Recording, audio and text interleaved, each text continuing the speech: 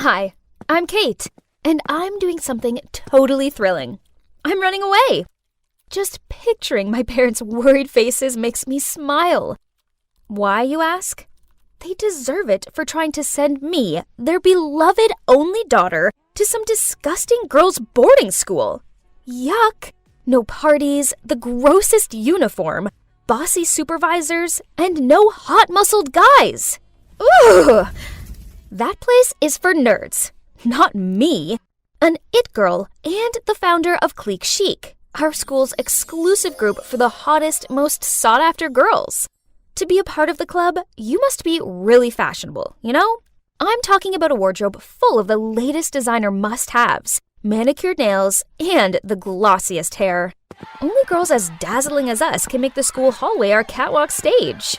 As one of us, your life will be filled with endless parties and super cute jocks fighting for your attention. Studying and homework? That's not our thing. Those loser nerds who are chasing after us will take care of it.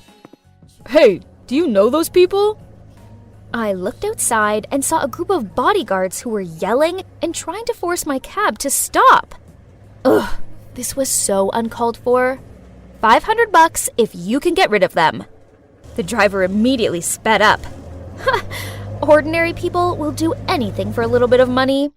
He dropped me off at a service station, and I quickly snuck inside and hid in the restrooms. Ew, this place was gross. Gosh, those bodyguards were loitering about outside so no one could leave or enter without them seeing. How tragic. This was so stupid. All my parents needed to do was let me stay at home for the summer. But no, they sent those bodyguards after me to ruin my life. Suddenly, a cubicle door flung open and knocked into me. Ouch! Are you blind? What are those glasses even for? I'm sorry. The girl quickly apologized, then she bent down to pick her fallen stuff up. But when she looked up, I gasped in shock. Holy guacamole! What in the world? She looked exactly like me. I mean, at least her face did. Her style was disgusting and old-fashioned. Ew. But given my dire situation, I came up with an amazing idea. Okay, so this is weird. Do you want to make some money? And I mean a lot of money? She gave me this dumbfounded look. Ew. I hope I didn't get frown lines like she did when I screwed up my face. They were ghastly. I have a really lucrative job for you. As you can see, we have similar faces. Freaky, but fortunate. So I need you to pretend to be me and live my rich life for a month or two. Here's my Twitter account. Just skim through it. You can learn everything about me there. It should be enough for you to play the part and avoid my family's suspicion. And here's your payment. I rifled through my bag and handed her the rest of the cash. Jeez, this must be a huge amount for her, as her eyes lit up like she was seeing money for the first time, and she immediately took it. We quickly exchanged clothes, and as instructed, she went outside to hand herself over to the bodyguards. Freedom! Now bring on one long, hot summer of fun. But first, I have to go shopping. Wearing these old-fashioned, disgusting clothes made me want to puke. Oh no! My parents have locked all of my credit cards! I can't even buy a soya milk iced latte now! Poof! How could my parents be so cruel? The worst part is, I had stupidly given all my cash and my phone to that girl. With no other options left, I reluctantly searched the girl's bag. A few old-fashioned clothes, some stupid books, and an unbranded lipstick? Huh? Was that all? How can people live like this?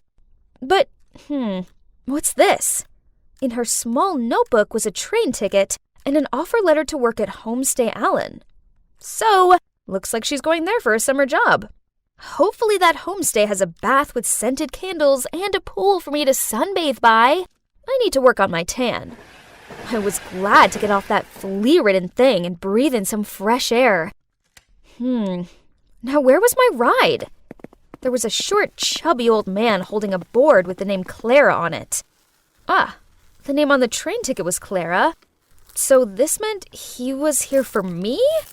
Ugh, he didn't even have flowers with him, and he could have at least combed his hair. So, turns out that's Danny, the manager and owner of the homestay. Honestly, if it wasn't for the circumstances, I would never have set foot in this stupid place. Oh, how the day got worse. Without even being allowed to rest my weary feet, Danny gave me work. Housekeeping. It was a joke, wasn't it? My nails were not made for menial jobs. Life here was horrible. I had to get up so stupidly early that it was still dark out, then clean a dozen dusty old bedrooms. After that, I would do the laundry, dry the towels and bedding, fold them, and arrange them neatly into each room. At noon, I also had to help the chef here, Anna, prepare lunch, and I was also forced to wash a mountain of gross dishes. I had never done such silly chores like this at home. Instead, they were always done for me. Didn't expect them to be this exhausting. You should put them in order, so they won't break. Ugh, where did this nosy guy come from? Are you lecturing me? I replied crankily and walked away. Suddenly, oh no! This was the 9th time I'd broken stuff since I'd arrived here, and that wasn't counting my poor broken nails. I quickly bent down to clean up, but ouch! I cut my finger on one of the pieces. The guy quickly ran over and bandaged my wound. Bond, that's my name. Huh? What's this? Did he just wink at me? My heart was pounding. He was cute. Yeah, he was really cute. I'm Clara. Go do something else. Leave this to me. Realizing that I'd been staring at Bond for a while, I hurriedly got up and rushed to the kitchen. Nice to meet you, Clara. I'm your new colleague. Well, that's not so bad. At least I have someone to share my workload with and to chat. The next morning, I was cleaning the floor, half asleep, when Bond came over, put an AirPod in my ear, and winked at me. Imagine you're dancing. Then you won't feel so tired anymore. Okay, this sounded kinda lame, but at least no one else was around to see me, so I decided to just go with it. So I gave it a try, with Bond, and I relaxed a little. Well, I didn't expect it to be so much fun. That night, as I was about to turn off the light, I heard a knock at the door. It was Bond. He wanted to show me a secret, so he took my hand and led me to the beach. Yes, we were holding hands, and his hand was really warm. He took me to a sandy beach and shone his flashlight at his feet. Something was moving under the fine white sand. Ew! What was that? I clung to his arm in fear. Aw, little turtles, I exclaimed as they slowly emerged from under the sand. Yes, they're cute, aren't they? Let's give them a hand. They have to get to the sea before dawn. I hesitated because I thought this was so stupid. When the sun rises, they'll be easily spotted and eaten by predators. Fine. Since Bond pleaded, I had no choice but to sacrifice my sleep to escort the baby turtles to the sea. Why would their mom just abandon her babies like that?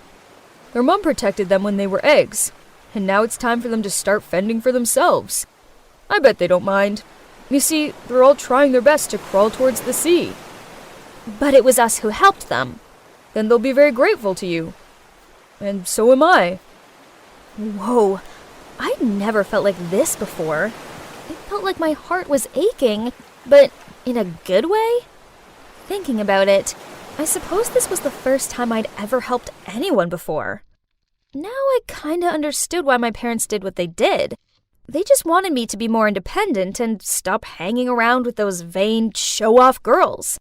They sure would be pleased if they could see me now, with this sweet and gentle guy. He was the total opposite of the rich boys back home. When I was hurt, he made sure I was okay. He opened my eyes to new experiences, And he didn't try to impress me with dumb flowers and expensive gifts. I've been thinking about Bond all day, and this is the 1001st time I've peeked at him. I think I'll have to confess my feelings before I go crazy. So that evening, after finishing all my work, I knocked on Bond's door. Huh? Why was a teary-eyed Miss Anna standing there? Then she told me the shocking truth. Bond had left without saying goodbye. Panicked, I walked into the room, but there was nothing left of his. Nothing! No! This couldn't be happening! I hadn't even had a chance to confess yet. The next day, I felt so down. It sucked not having Bond here. But then in my zombie state, I accidentally picked up the newspaper at the front desk. OMG! On the front page was a picture of Bond! God, I couldn't believe it. He was the son of a famous billionaire, and they were looking for him. Turns out, I wasn't the only one who'd run away from home. But why did he leave so suddenly? He could have told me the truth. He could have said bye. Ugh! My untold feelings for him felt like an unreachable splinter in my side. I couldn't carry on like this. I needed to find Bond. With my meager salary, I got on the train back to the city, imagining seeing Bond again. This is without a doubt the most nervous I'd ever been in my entire life. It didn't matter how much I pleaded my case and explained that I was Bond's friend. The security guards refused to let me in. I was about to leave when suddenly I saw Bond from afar. He was with a girl. What in the world is this? I tried to strain my eyes to see. My God, isn't that me? No, it's the girl I hired to pretend to be me. What was she doing with Bond? And why did they look so close? Could it be?